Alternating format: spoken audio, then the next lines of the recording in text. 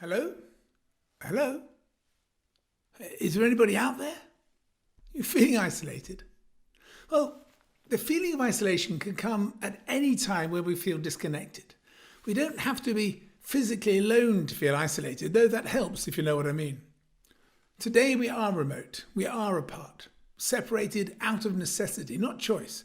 We did not ask to work this way, but we have to. I feel hard done by, forced out of how I want to operate into this isolation. This was not my choice. My emotive response to this lack of choice feeds my feeling of isolation. Clearly, the mindset of isolation is a key element. So, as we sit in our isolation, in the middle of the coronavirus epidemic, what mindset do we hold that'll help us through? Even though we might be surrounded by immediate family, there's always a danger that we do feel isolated, set apart, disconnected from real life, whatever that might be, from colleagues, from society. Let me share a story. The image you now see was taken as we approached one of the checkpoints on the race to the magnetic North Pole. 3 of us in the team, Chris, Phil and myself. We took it in turns to lead with an order rotation and specific roles to play. Well, 2 of the 3 positions anyway, let me explain. The chap at the front was in charge of the micro-navigation to successfully navigate our path through the broken ice, a tactical approach to our journey, vital but dangerous on its own. The chap in the middle held the macro view to scan the horizon, monitor the angle of the sun, the changes in the wind and the movement of the stars to ensure we kept on track, keep heading north, the strategic view. And there is much we can take from this in our current situation on the need to balance the tactical and the strategic, to deal with what is immediately in front of us, but not to deviate from the long-term vision and purpose of what we're here to do. But that is not my focus for today. Rather, what about the person at the back? What was their job? What could they do? Well, not much really. Rest? Relax? Not sure. How they coped depended on their mindset at the time.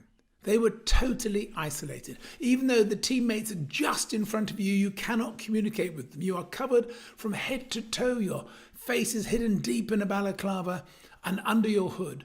Any exposed flesh would freeze in seconds. You had no choice but just to be with yourself in beautiful isolation. Ugh. My hips hurt. I just can't get warm. How much longer to go? Oh God, another week. Why am I here? What am I doing? Why did I sign up for this? Oh, slow down, guys. I hate the food. I hate it. And I'm fed up with Phil's snoring and Chris's noises. I just hate it. I hate them. Oh, get me out of here, please. Or, whoa, this is beautiful. There's no noise. Just silence, no sign of man. Oh, the air is so clean. Look, there's paw prints of polar bears on the ice. What an honour to see that. I wonder how the team are getting on. Phil looks fit. Chris seems happy.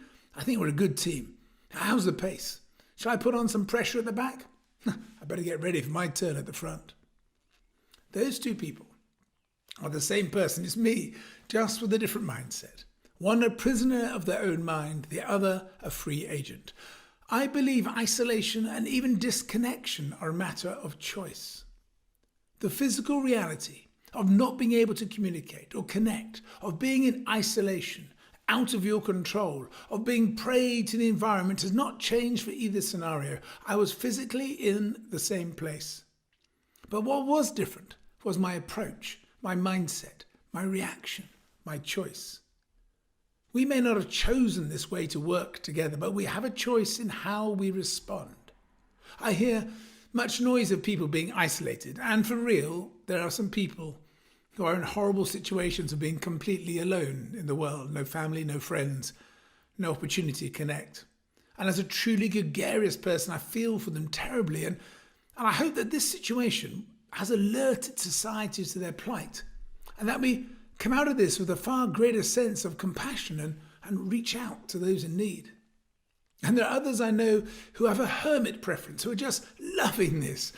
Maybe as we move to a more physically connected world, we should also recognise and be compassionate with their desire for space and privacy.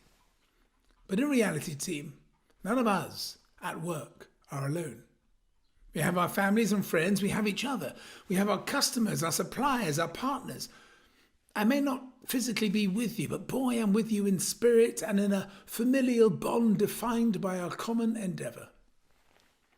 Physical isolation or detachment may not be a choice, but our reaction to it is. And I've never felt closer to you all as we peek into each other's homes and lives. We speak from our front rooms, our conservatories, our attic offices or our bedrooms. The pictures on the walls and the books on the shelves reveal more about who we really are, more than maybe we would have shared before. So let's foster this forced proximity and come out of the other side knowing both ourselves and each other that much better. Ha! What isolation.